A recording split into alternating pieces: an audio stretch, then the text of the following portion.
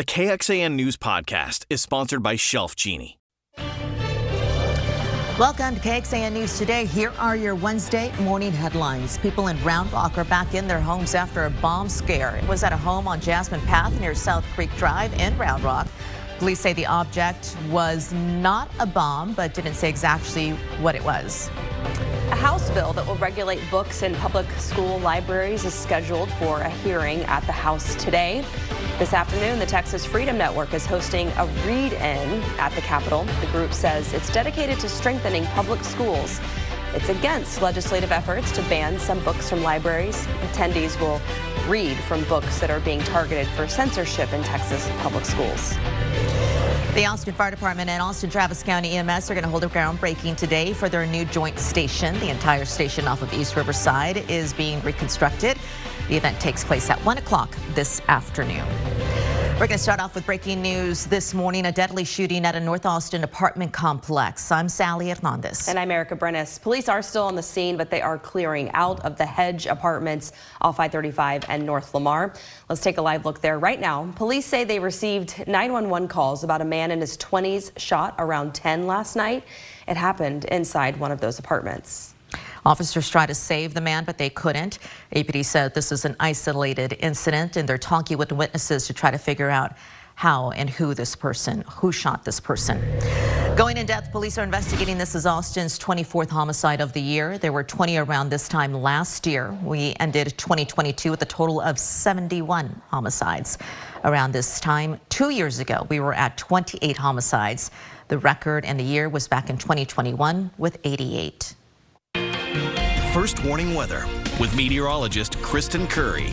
Well, good Wednesday morning. We begin with a live look outside. This is our Whittlesey Landscape Supplies weather camera there in Granite Shoals. A lot of cloud cover, as you can see. We're going to see way more clouds and sun today, but not seeing anything falling from those clouds on radar. It's possible we get a few sprinkles this morning, though. Temperatures, nothing to worry about. Upper 60s to low 70s everywhere you look. 70 in Austin, 69 right now in Bastrop. Upper 60s to low 70s out in the hill country. And as you can tell, compared to yesterday, we're already about 5 to 7 degrees warmer. We're going to continue this warming trend into the day today, with temperatures likely to break that 80-degree mark. Forecast high today, 82 in Austin. Now, I'm going to keep in that 10% chance of an isolated shower, isolated storm through the day today, but there will be much better rain chances coming in tomorrow. We've got this cold front coming through, and this is going to help trigger some storms and showers, not only tomorrow, but for the first half of our Friday as well. And then another disturbance rolls in late weekend into next week and keeps those rain chances alive. So our rainfall potential over the next 6 to 7 days is actually looking pretty good. So I'm going to show you those numbers. We'll talk more about the timing of the heaviest rain tomorrow. It's coming up in your first morning forecast. Emotional testimony from families of the victims of the Uvalde and Santa Fe school shootings. They waited more than 12 hours at the Capitol to testify during the Texas House hearing on gun-related bills, several bills, but the main one the families testified about is a bill to raise the age limit from 18 to 21 to buy a weapon. It's sponsored by Uvalde's Representative Democrat Tracy King, who tells us that he expects his bill will also be left pending. Families say they wish to have seen change earlier.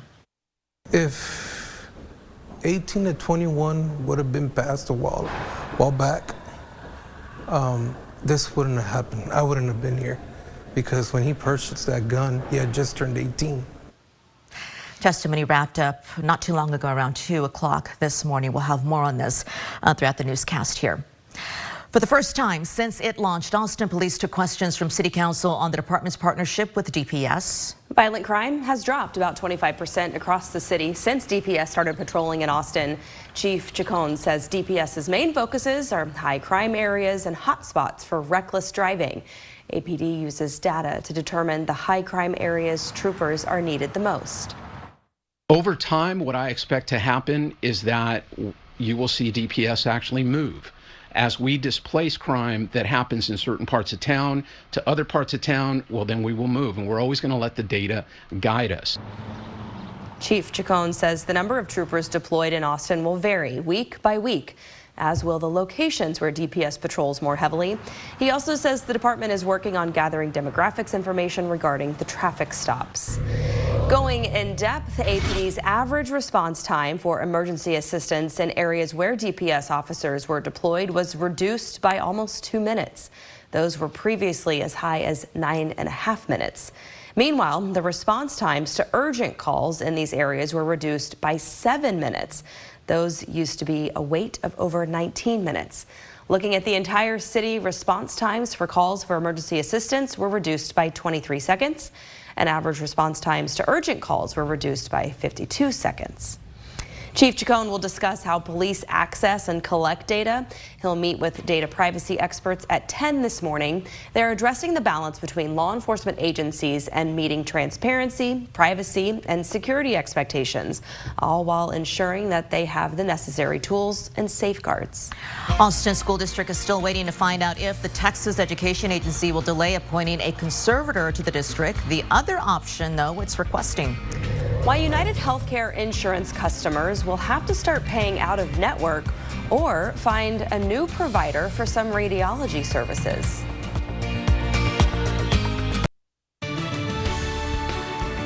Good morning. It is a little rainy that we can see from our camera over at Granite Shoals. Kristen is watching your forecast. She's back, has the latest on that to kickstart your Wednesday, April the 19th. Well, let's talk about Austin School District that is still waiting to find out if the Texas Education Agency will delay appointing a conservator to the district. The district requested a monitor instead of a conservator. AISD has been under investigation for years for failures serving special education students. KXAN's Nabil Ramadna tells us what some parents would like to see happen. After TEA's recommended conservatorship over AISD's special education department, we would like to instead have a monitor in place, which is one notch below a conservator. Monday night, Austin ISD responded. Allow us to have a monitor for a year and then revisit the conservator option. This move would allow a documentation of how things are going. And for parents like Leah Kelly, whose daughter receives services from the special education department, I'm disappointed. The move is not sitting well. Our kids have an opportunity to get help now.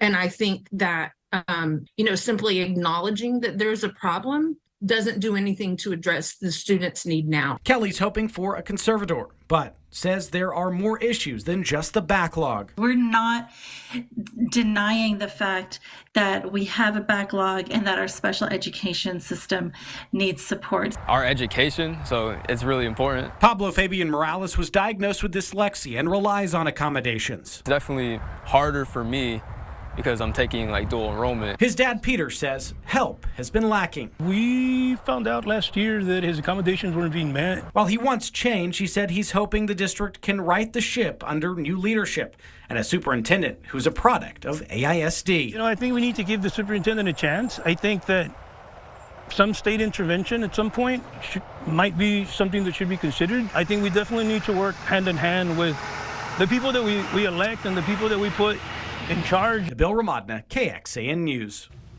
TEA investigators also said they found, in some cases, the district waited as long as 9 months to evaluate students. The standard is within 45 days. Why lawmakers are arguing that a bill to roll back some laws regulating local business is actually good for business in Texas. An Austin area mom has a warning for parents, which she says she found in her baby's formula. This KXAN News podcast is brought to you by Shelf Genie. I'm Rosie Newberry from KXAN Studio 512. Considering replacing your kitchen cabinets? Struggling to find or reach things? Go to shelfgenie.com/Austin. Shelf Genie designs custom pull-out shelves for your existing cabinets, adding convenience and value to the most used room in your home. Shelf Genie custom pull-out shelves, everything in reach. Good morning, everyone. There is another live look that we're showing you this morning from one of our cameras. This is on the Estonian, high above the ground, 700 feet, looking at the city of Austin. Thank you, everyone, for joining us on KXAN News today. House lawmakers gave preliminary approval to a bill that would roll back some laws regulating local businesses. It goes for final approval in the House today. The legislation would ban city and county ordinances that go beyond current state law, like city rules requiring sick leave for workers. The bill's author calls it good for business in Texas. We want those small business owners creating new jobs and providing for their families, not trying to navigate a Byzantine array of local regulations that twist and turn every time they cross city limit sign. Very different needs.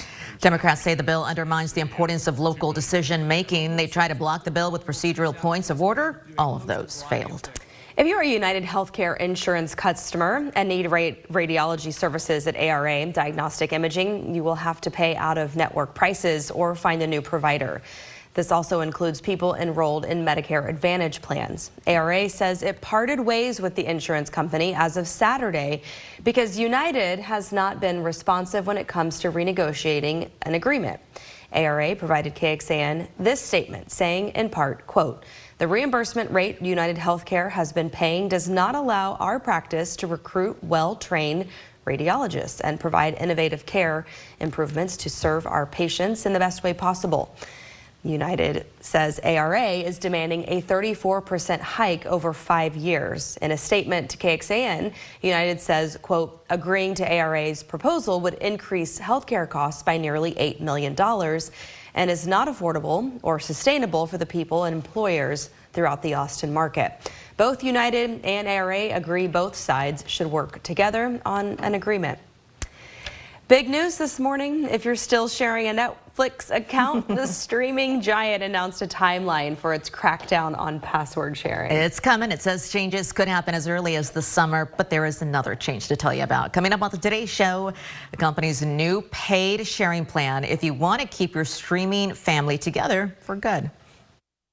If you're a member of, say, a household or a family member who doesn't live with their parents or with their family, then for a couple bucks extra a month, you can be an add-on. And so you can continue to watch Netflix at your house, but it's not going to be a free ride like it once was. That hits you where you live? Yeah.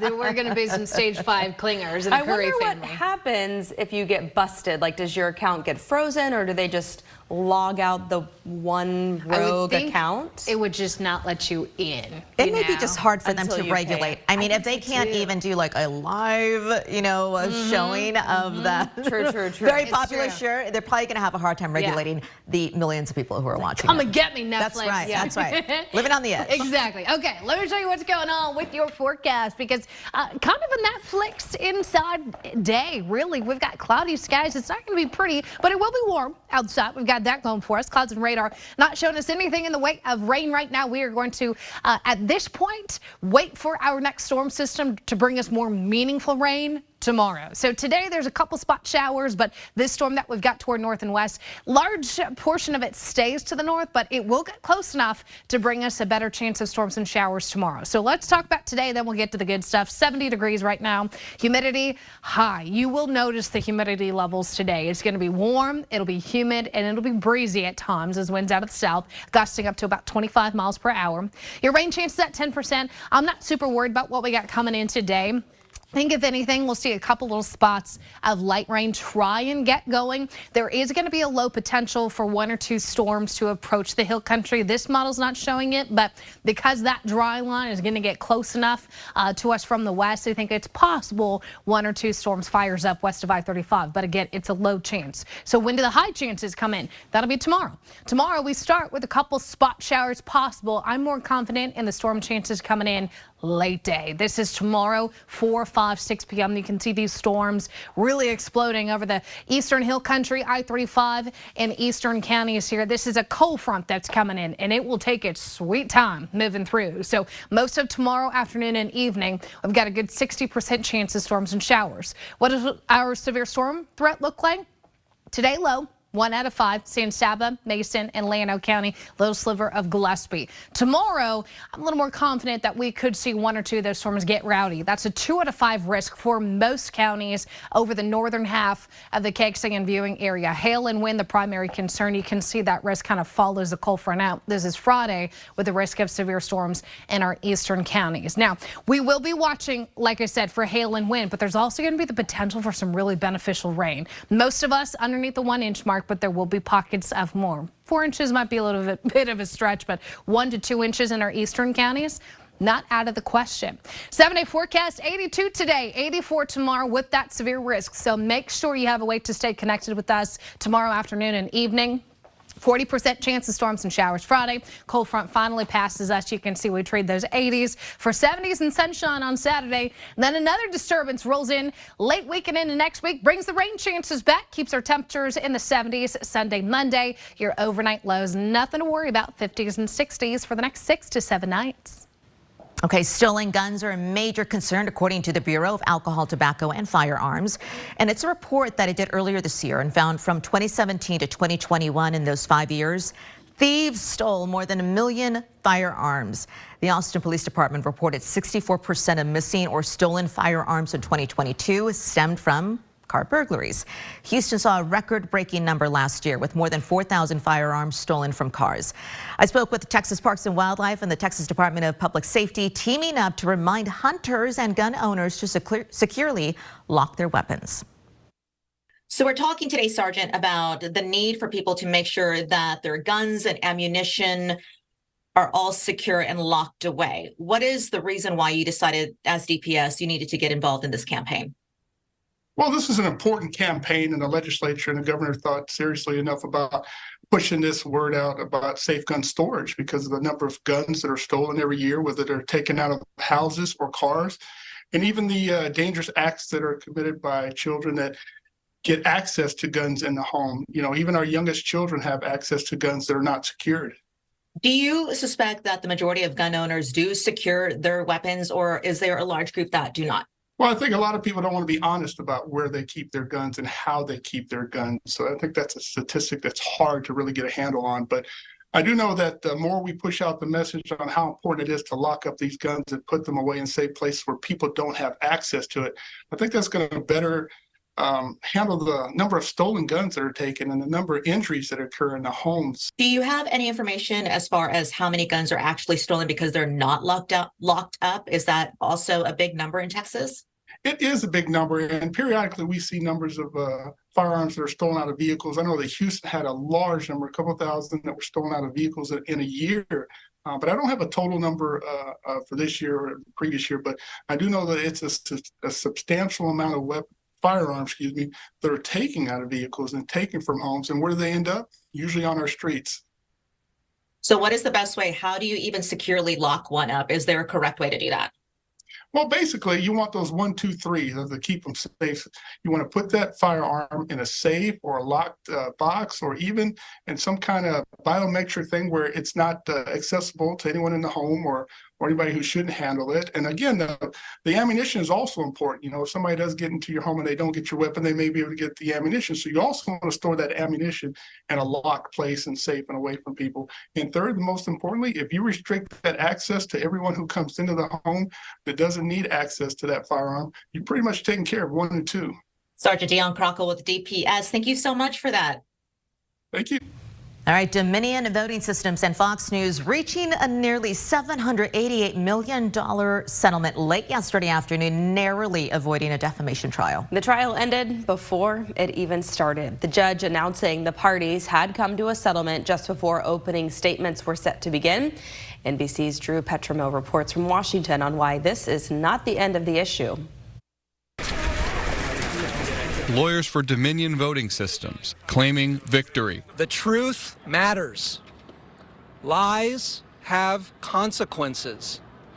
Over 2 years ago, a torrent of lies swept Dominion and election officials across America into an alternative universe. Dominion accused Fox News of spreading false accusations that its systems rigged the 2020 election for Joe Biden. The machine ran an algorithm that shaved votes from Trump and awarded them to Biden. At the center of it all, Dominion Voting Systems.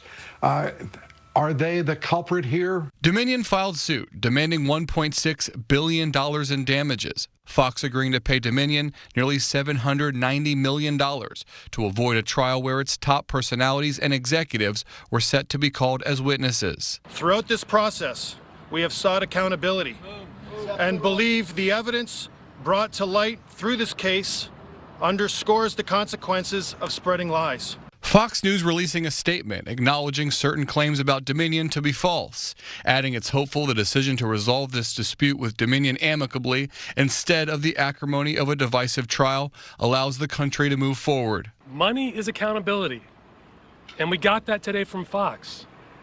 But we're not done yet. Dominion promises to continue with legal action against other conservative media outlets it says also pushed false conspiracies about the 2020 election.